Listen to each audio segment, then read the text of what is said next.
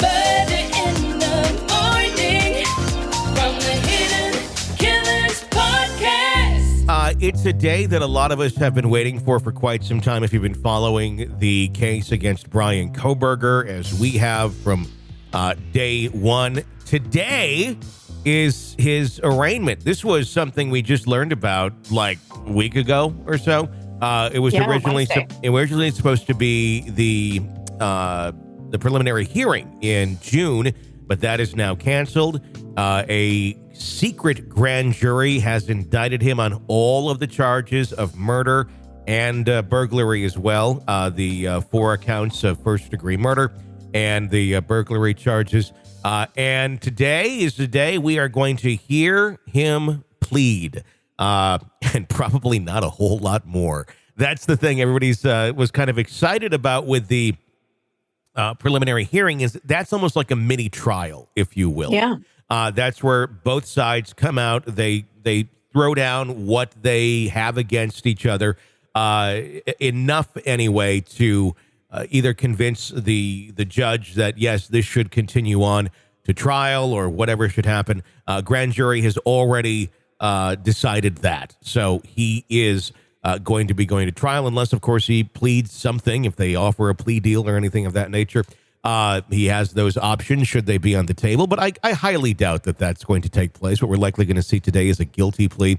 And then after that, there'll be another hearing, probably a week or two or maybe more down the road for scheduling. And then a lot of hearings as they prepare for an actual trial.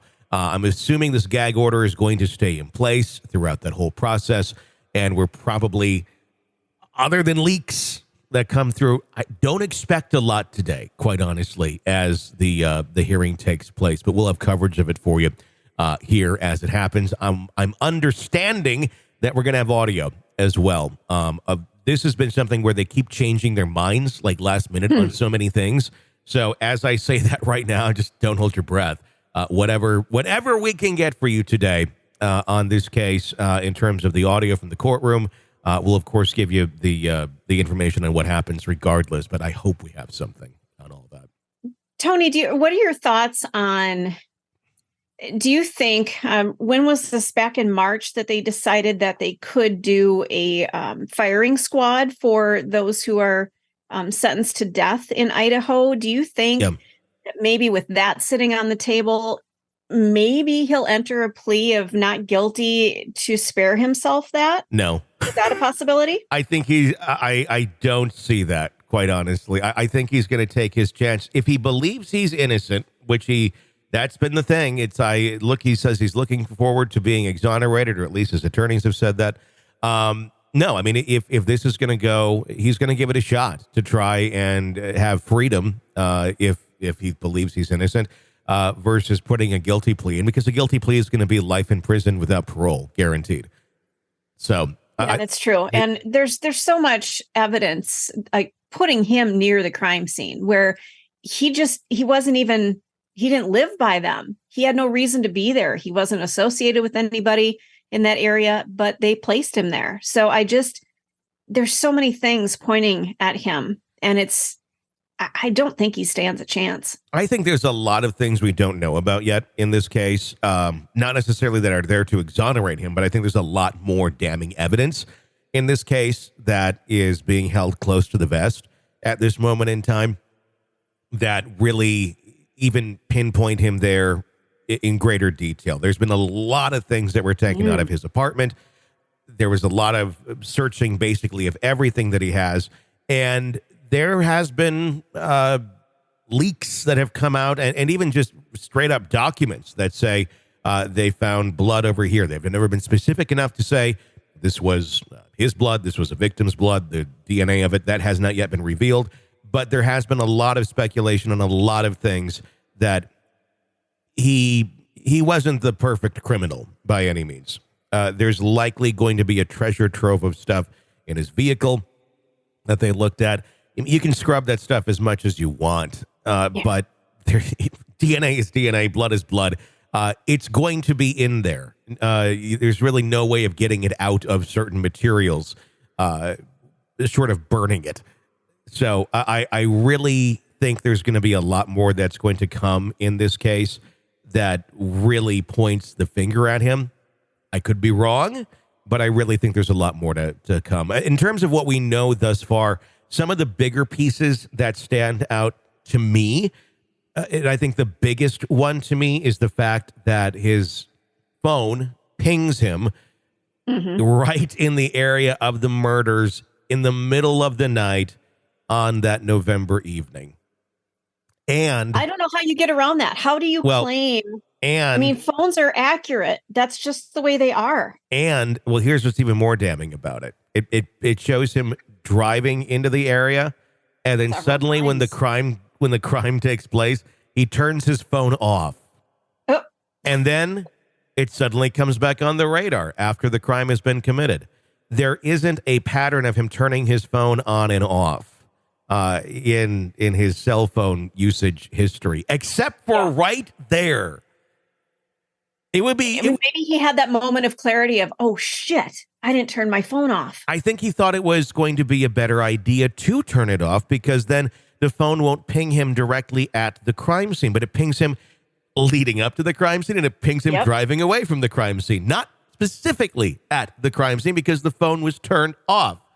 That right there, of all random people, the odds of that are so slim to nothing. I don't know. I mean, the knife sheath with the DNA on it, I know that sounds really interesting and exciting. I don't know that it's as damning as everybody thinks it is. I think that there's a lot of holes that can get poked through in that, because why is it just there? Why is there not DNA in other places? But as I said, I think there is, but I don't think they have revealed that as of yet. Well, and with how violent those deaths were, it's not like he walked in and strangled people. He allegedly stabbed them. So there's blood everywhere. There's little tiny droplets. There's no way that he could have shielded himself from that unless he was wearing a hazmat suit and then dropped the suit outside of the building. There's no way. I mean, there has to be evidence in his car. That's one of the bigger mysteries, I think, of this whole case is how is there not more DNA evidence of him unless he was wearing some sort of a suit. However, the one roommate who does say that she saw him come and go, or go anyway, they had a ski mask on, dressed in black. I'm assuming he took those clothes and, disposed of them very quickly. Burned them or something. But if you get back into a vehicle, there's got to be something with that vehicle. I would really be surprised if there's not much found elsewhere. Again, that's not been reported. It's an interesting mixed bag of people that I've talked to over the last many months on this, specifically talking about the evidence that was presented in the initial document, probable cause affidavit. Some saying, well, they would put everything there. No, they won't. They'll put just enough there to know that they can get him arrested and that they can get it. They're not going to lay out every single thing they have. Nor do I think they had everything at that moment in time either. They've been gathering. And that's why they things have after. to investigate. It's a process. They have to gather evidence. They don't have everything right away. Exactly. So I think it's going to be very interesting. I think it's a treasure trove of information that they also probably have digitally on his phone that will be laid out. One can only imagine what a stalker, if indeed he was stalking them, would have on their phone of the potential victims. And there's a lot of question as well about an online profile named Papa Roger. And this was a profile that almost seemed to be taunting and sometimes interacting with the community that was diving into this and amateurly investigating it early on. There's a lot of speculation that was, in fact, him. He was saying things others did not know at the time. A friend of ours and former FBI agent Jennifer Coffindaffer, we've had her on many times talking about this. In fact, I'm talking with her later in the day about all of this. So this week, you'll hear a lot of interesting conversations with her here on the podcast. So be sure to press subscribe to not miss any of that. But it's certainly a crazy case in terms of what what will all be presented. And some of the people that have been very close to the case have said things along the lines of, yeah, this is even crazier than what you think. So I can only imagine where this all goes. Well, and a word of advice, if you want to commit some sort of serial murder or mass murder, leave your phone at home. It's usually helpful to do that sort of thing. Well, if you want to get away with it. If you want to get caught, bring it with you. Yeah, I completely agree. So we'll have complete coverage for you on that today. That's one of the bigger things on the docket of the week. So be sure to press subscribe so you don't miss any of our coverage on the Idaho 4. Murder in the morning. And the case against Bryan Kohberger. The wheels are in motion. For Stacy, I'm Tony. Stay with us. From the hit